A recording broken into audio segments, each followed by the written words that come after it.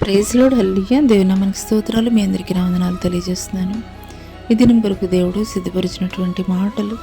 ప్రియ సహోదరి సహోదరుడా, మరి మనకి ఇష్టమైనటువంటి వారికి లేదంటే మన ఫ్రెండ్స్కి ఏదైనా ఒక ప్రీషియస్ గిఫ్ట్ కొనాలని షాప్కి వెళ్ళినప్పుడు ఆ షాప్ అంతా కూడాను మనం కలయి చూస్తాము ఒక మంచి గిఫ్ట్ కొనాలని. అదే సమయంలో మరి మనకి నచ్చినటువంటి వస్తువే వేరొకరు తీసుకున్నటువంటి తరుణంలో మనం అడుగుతాం, అలాంటి గిఫ్ట్ నాకు కూడా కావాలి, ఇంకొక పీస్ ఉంటే చూపించండి అని అడిగినప్పుడు ఆ షాపు ఓనరు చెప్తాడు, అది యాంటిక్ పీస్ అండి, అలాంటి వస్తువు ఇంకొకటి అయితే కనుక తయారు చేయరు, అది ప్రత్యేకమైనటువంటి వస్తువు అని చెప్పేసి చెప్తారు. మరి ఈ లోకంలో మనుషులు తయారు చేసేటువంటి వస్తువులే ఒకదానిని పోలి మరి ఒకటి చేయకుండాను ప్రత్యేకమైనటువంటి ప్రాధాన్యత ఇస్తూ ప్రత్యేకమైనటువంటి శైలిలో అయితే కనుక వాటిని తయారు చేస్తారు. అలాంటిది మరి దేవుడు నిన్నొక యాంటిక్ పీస్గా, నిన్నొక ప్రత్యేకమైనటువంటి వ్యక్తిగా దేవుడు నిన్ను రూపొందించాడు, ప్రత్యేకపరిచాడు, పిలుచుకున్నాడు అనేటువంటి విషయాన్ని మరచిపోయి మనుషులు మాట్లాడేటువంటి అవమానకరమైనటువంటి మాటలు, నువ్వెందుకు పనికిరావు, నువ్వు యూజ్లెస్ అని వారు పలుకుతూ ఉంటే ఆ మాటల్ని నీ మనసులో ఉంచుకొని నిన్ను నువ్వు శపించుకుంటూ నా జీవితం ఇంతే, నేను ఇంతే అని నువ్వు తక్కువ చేసుకుంటున్నావు. మనుషులు తయారు చేసినటువంటి వస్తువులే ఒక వస్తువును పోలి ఇంకొక వస్తువు తయారు చేయడం లేదు. అలాంటిది దేవుడు నిన్ను లోకంలో నుండి, పాపముల నుండి ప్రత్యేకపరచుకుని ఒక యాంటిక్ పీస్గా ఆయన చేతిలో నిన్ను రూపొందించుకున్నాడు, ప్రత్యేకపరచుకున్నాడు. ప్రత్యేకమైనటువంటి పని నిమిత్తం, ప్రత్యేకమైనటువంటి ఉద్దేశం నిమిత్తం.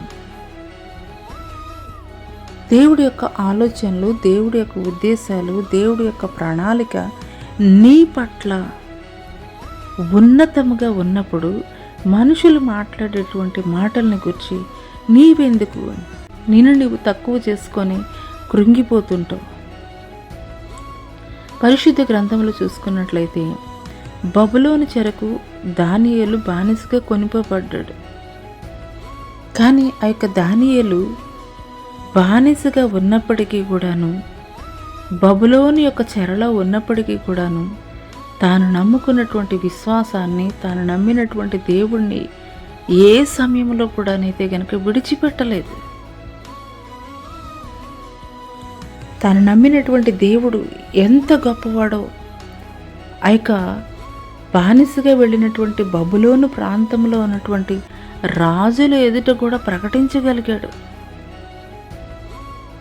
రాజులు కూడాను మరి దానియేలు నమ్మినటువంటి దేవుడే నిజమైనటువంటి దేవుడని వారు కూడా ప్రకటించారు. ఎందుకొరకు అనంటే కనుక దానియేలు కలిగి ఉన్నటువంటి విశ్వాసం.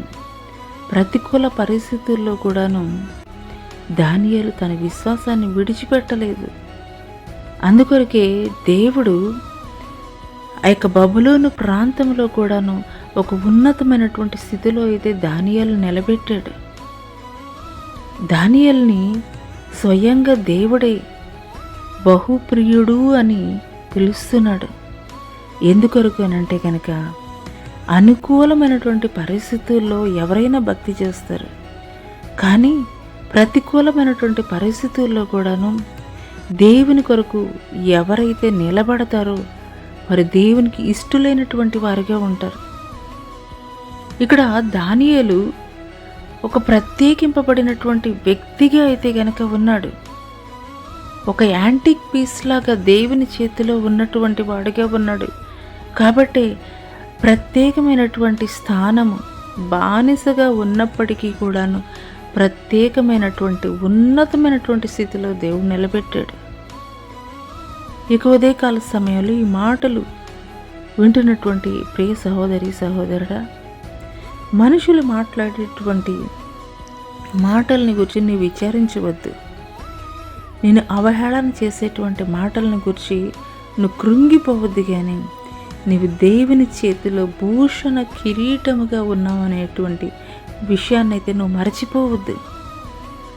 ఒక దానియేలు ప్రతికూలమైనటువంటి పరిస్థితుల్లో కూడాను దేవుని చేతిలో తయారు చేయబడినటువంటి ఒక ప్రత్యేకమైనటువంటి వ్యక్తిగా ఆ యొక్క ప్రతికూల పరిస్థితుల్లో నిలబడ్డాడు. కాబట్టి బానిసగా ఉన్నటువంటి బబులోని యొక్క ప్రాంతంలో కూడా ఉన్నతమైనటువంటి స్థానంలో, స్థితిలో దేవుడు నిలబెట్టాడు. ఈ మాటలు దేవుడు నా కొరికే మాట్లాడుతున్నానని నువ్వు విశ్వసించగలిగినట్లయితే మనుషులు మాట్లాడేటువంటి మాటలను బట్టి నువ్వు విచారించవద్దు, కానీ దేవుని కొరకు నీ ప్రతికూల పరిస్థితుల్లో కూడా నువ్వు నిలబడినప్పుడు నిశ్చయంగా ఒక దానియేలుని ఏ రీతిగా దేవుడు నిలబెట్టాడో, ఏ రీతిగా దేవుడు దానియేలుని గురించి సాక్ష్యం పలికాడో, అదే రీతిగా దేవుడు నీ జీవితంలో కూడాను జరిగించబోతున్నాడు. అట్టి కృప దేవుడికి దయచేయను గాక. ఆమేన్.